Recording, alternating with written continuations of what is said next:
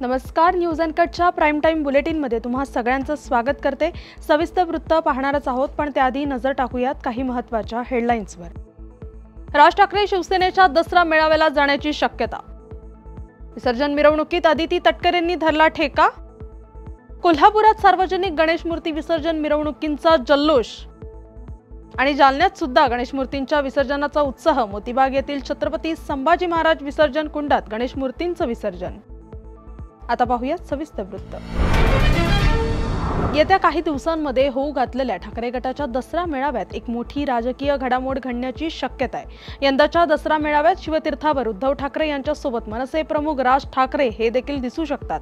ठाकरे गटाचे नेते आणि विधान परिषदेचे आमदार सचिन अहिर यांनी या संदर्भातील संकेत दिलेत। दसऱ्याला तुम्हाला चांगली बातमी मिळेल। कदाचित राज ठाकरे यांना आमच्या पक्षाकडून दसरा मेळाव्याचं निमंत्रण दिलं जाऊ शकतं, असं सचिन अहिर यांनी म्हटलंय।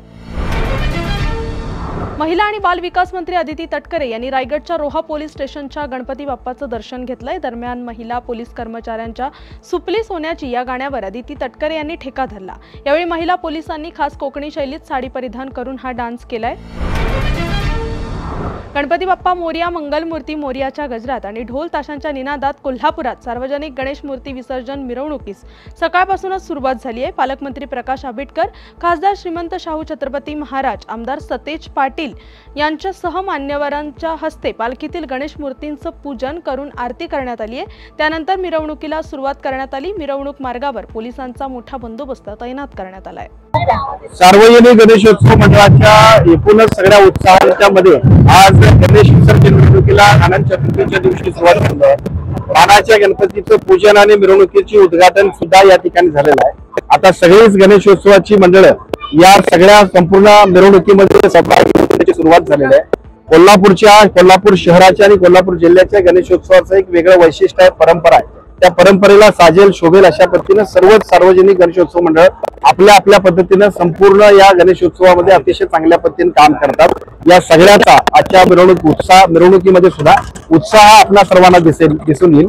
मी सर्व गणेश भक्तांना विनंती करेन की या विसर्जन मिरवणुकीचा आनंद अतिशय शांततेत आपण घ्या। प्रशासनानं जे नियोजन केलेलं आहे त्या नियोजनाच्या माध्यमातून आपण संयोजन करा आणि कोल्हापूरच्या परंपरेला साजेल शोभेल अशा पद्धतीचा हा विसर्जन मिरवणुकीचा आनंद सुद्धा संपूर्ण जिल्ह्यातल्या सर्व नागरिकांनी घ्यावा, यासाठी आपण सगळ्यांनी सुद्धा अतिशय चांगल्या। जालन्यात गणेश मूर्तींच्या विसर्जनाला सकाळपासूनच सुरुवात झाली आहे। शहरातील मोतीबाग येथील छत्रपती संभाजी महाराज विसर्जन कुंडात गणेश मूर्तींचं विसर्जन करण्यात येत आहे। पालिकेचे कर्मचारी अत्यंत शांततेत आणि सुसज्जपणे गणेश मूर्तींच्या विसर्जनाची प्रक्रिया पार पाडतायत। 10 दिवसांच्या पाहुणचारानंतर लाडक्या गणरायाला आज निरोप दिला जातोय। जालना शहरातील घरगुती गणेश मूर्ती आणि सार्वजनिक गणेश मंडळांच्या मूर्ती मोतीबाग येथे दाखल होत असून शेवटची आरती करून गणरायाला भावपूर्ण निरोप दिला जातोय। बातमीपत्रात वेळ झाली आहे छोट्याशा विश्रांतीची, लगेचच परत येऊ। तोपर्यंत पाहत राहा न्यूज अनकट। पॉडकास्ट वाले पॉपकॉर्नच्या गणपती विशेष भागात पुण्यातील मानाची 2 मोठी मंडळं येऊन ठाकणार समोरासमोर।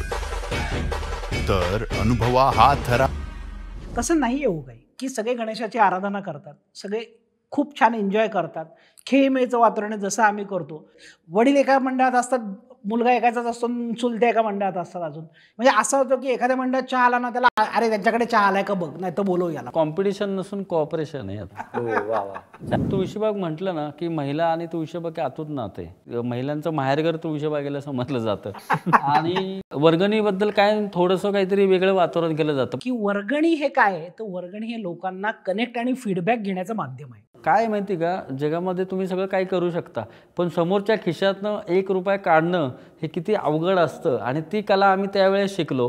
त्यामुळे असं म्हटलं जातं की गणेशोत्सव हे एक मॅनेजमेंट स्कूल आहे। गणेशोत्सवाचा कायम प्रश्न होतो की अरे गणेशोत्सवातनं राजकीय कार्यकर्ते असे घडले जातात की जो 10 वर्ष रस्त्यावर उतरून काम करतो, जो प्रशासनाबरोबर विषय मांडू शकतो, जो जनतेचे विषय सॉल्व्ह करू शकतो, असाच तर लोकप्रतिनिधी आपल्याला पाहिजे ना। या पाण्यात आम्ही विसर्जित करू का हो की जिथं आज आपण आपल्या नदीचं पाणी पिऊन दाखवतो का? मला चॅलेंज आहे की आता आपल्यापैकी कोणी पाणी, मग या पाण्यात आपल्या गणपतीला विसर्जित करायचं का?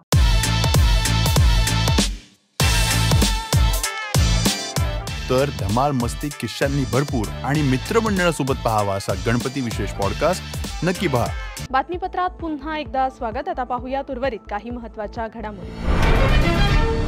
बीडच्या पोखरी येथे मनोज जरांगे यांचे बॅनर फाडण्यात आल्यानंतर तसेच धारूर तालुक्यातील भोगलवाडी येथे ओबीसी समाज बांधवांचे बॅनर फाडण्यात आल्यानंतर मराठा आणि ओबीसी समाज आमने सामने आलेत। यावेळी मराठा समन्वयक गंगाधर काळकुटे यांनी दोन्ही समाजाने शांत राहावं असं आवाहन केलंय। आपण दररोज एकमेकांच्या सुखदुःखात आहोत, मात्र विनाकारण अशांतता निर्माण करण्यात येऊ नये, त्याचबरोबर कोणीही कायदा हातात घेऊ नये असंही ते पुढे म्हणालेत। बीड जिल्ह्यातील बीड तालुक्यातील पोखरी येथे संघर्ष योद्धा मनोजदादा जरांगे पाटील यांचा फोटो आणि महाराजांचा फोटो असलेलं बॅनर काल परवा कुणीतरी समाजकंटकांनी फाडले आणि तशाच पद्धतीनं भोगलवाडी तालुका धारूर येथेही काही लोकांनी बॅनर फाडल्याची माहिती आहे। तर माझं दोन्ही बाजूच्या लोकांना आव्हान आहे, कुणी कुणाचे बॅनर फाडू नका। एकमेकांचं आपलं लोकशाही आहे, लोकशाहीतलं एकमेकांचा वैचारिक आपला मतभेद असले पाहिजेत। कुणीही वैयक्तिक वादावर येऊ नये, जिल्ह्यातलं सामाजिक शांततेचं वातावरण बिघडू नये आणि जे कुणी असं करतायत त्यांना तात्काळ अटक केली पाहिजे। महापुरुषांचे फोटो असलेले सन्माननीय नेत्यांचे फोटो असलेले बॅनर कुणी फाडू नयेत। सर्वप्रथम मनोजदादांचं जे बॅनर पोखरी येथे फाडले त्याच्यातले आरोपी अजून पकडले नाहीत, ते पोलिसांनी पकडले पाहिजेत आणि धारूर तालुक्यातले आरोपी पकडले पाहिजेत भोगलवाडी येथील।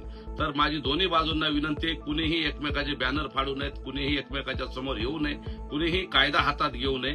कायदा आणि सुव्यवस्था अबाधित राहिली पाहिजे आणि आपण एकमेकांच्या जिल्ह्यातलं वातावरण जाती जातीतला जे सामाजिक सलोखा आहे तो कायम ठेवला पाहिजे। 10 दिवसांच्या सेवेनंतर लाडक्या गणपती बाप्पाला आज राज्यभरात मोठ्या जल्लोषात आणि भक्तिमय वातावरणात निरोप दिला जातोय। पुण्याच्या इंदापूर पोलिसांनी देखील लाडक्या गणपती बाप्पाला वाजत गाजत पारंपरिक वाद्याच्या गजरात निरोप दिलाय। यावेळी गणपती बाप्पा मोरया, मंगलमूर्ती मोरया म्हणत इंदापूर पोलिसांनी पारंपरिक वाद्यावर चांगलाच ठेकाही धरलाय। यवतमाळ येथील विशुद्ध विद्यालय द्वारा संचालित विवेकानंद विद्यालयातील विद्यार्थ्यांनी अनंत चतुर्दशीच्या मुहूर्तावर श्री गणेशाचं चित्र तयार केले। शाळेच्या प्रार्थना मैदानात विद्यालयातील वर्ग 5 ते 8च्या विद्यार्थ्यांनी चित्रकला शिक्षक प्रवीण जिरापुरे, शारीरिक शिक्षक प्रफुल्ल गावंडे व मनसाराम सावलकर तसेच निलेश पत्तेवार, चंद्रकांत मडपाके यांच्या सूचनांनुसार रेखाचित्रावर उभं राहून रचना तयार केली। यावेळी मुलांनी गणपती बाप्पा मोरयाच्या जोरदार घोषणा दिल्या। बातमीपत्रात वेळ झाली आहे छोट्याशा विश्रांतीची, लगेचच परत येऊ, तोपर्यंत पाहत राहा न्यूज अनकट। या पावसाळ्यात परफेक्ट मेमरीज क्रिएट करा अंधारबन फार्म्स अँड रिसॉर्ट्सच्या अमेझिंग पॅकेजेससह। Deluxe rooms, comfortable stay, tasty breakfast, high tea snacks आणि डिनर फक्त 1500 पर पर्सन। कपल्ससाठी खास deck rooms, perfect nature view सह रिलॅक्स करा फक्त 3300 मध्ये। ॲडव्हेंचर्स प्रेमींसाठी आहे स्टे आणि अंधारबन ट्रेक फक्त 1700 पर पर्सन। अधिक माहितीसाठी आजच संपर्क करा आणि इन्स्टा पेजला फॉलो करा।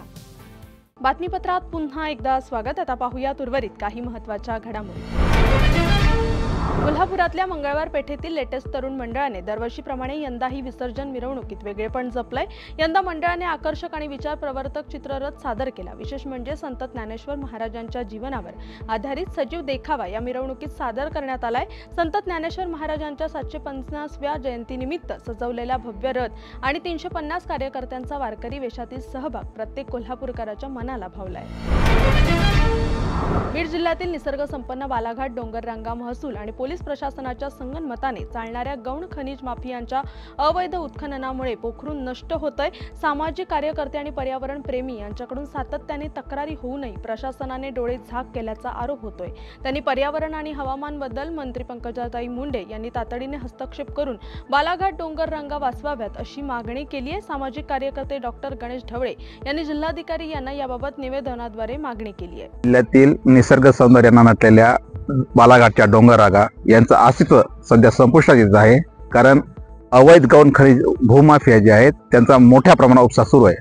महसूल व पोलीस प्रशासनाचे अधिकारी यांच्या संगनमतानं हा उपसा सुरू आहे, कारण बहुतांश अवैध गौण खनिज वाहतूक करणाऱ्या वाहनं जी आहेत ती महसूल व पोलीस प्रशासनाच्या अधिकाऱ्यांच्या नातेवाईकांची आहेत असं बोललं जातं।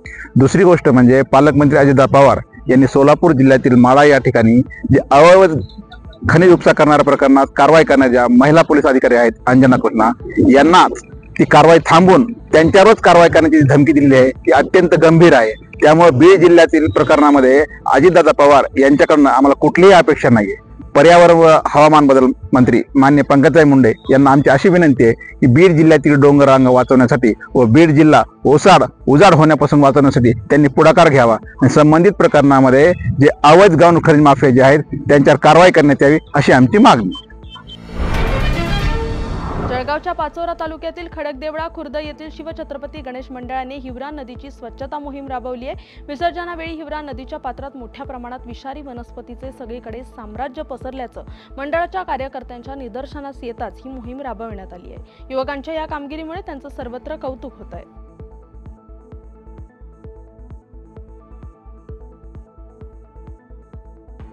अध्यक्ष बोलतोय. आज ठीक आपले गणपती उठत आहेत आणि धरण भरून रात्रीच भरलं आणि सकाळी ओसंडायला लागलं आणि ते ओसंडत असताना या ठिकाणी कोणीतरी बियाणं आणून सोडून दिलं आहे. ही दुर्दैवाची घाण झालेली आहे आणि मंडळांना गावातील असा प्रश्न पडला की आता गणपती हा बुडवा कुठं. पण दुर्दैवाने आम्ही ते डिसिशन घेतलं आणि इथे आलो आणि ती घाण आम्ही आता अशी साफ केलेली आहे. तर प्रशासनाला आम्ही एकच मागणी करतो, कुठेतरी त्यांनी आता डिसिशन घेतलं पाहिजे आणि ही घाण वगैरे चेक केली पाहिजे आणि ते लक्ष दूर होत आहे, थोडं लक्ष दिलं पाहिजे आणि एवढं. आणि या बातमीचा वेळ झाली आहे. प्राईम टाईम बुलेटिनमध्ये इथेच थांबायची. तोपर्यंत पाहत राहा न्यूज अनकट.